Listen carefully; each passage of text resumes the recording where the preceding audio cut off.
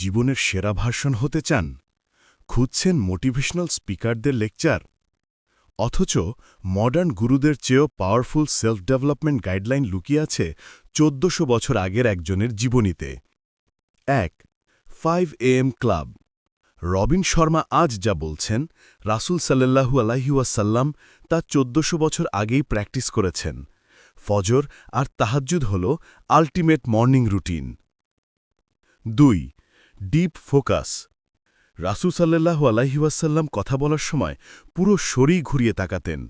Multitasking নয়, এটাই হল অ্যাক্টিভ ফোকাস, যা লিডারশিপের মূল। ৩. 1% রুল।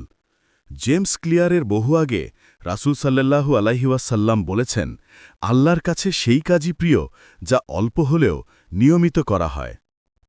হীরা ভেলে কাঁচের টুকরো কুড়াবেন না। সুন্নাহ শুধু সওয়াব দেয় না, এটি আপনাকে স্মার্ট এবং আনবিটেবল বানায়। তাই সেলফ হেল্পের জন্য দূরে না গিয়ে সিরত পড়ুন, নিজেকে বদলান। আপনার প্রিয় সুন্নাহ অভ্যাস কোনটি? কমেন্টে জানান।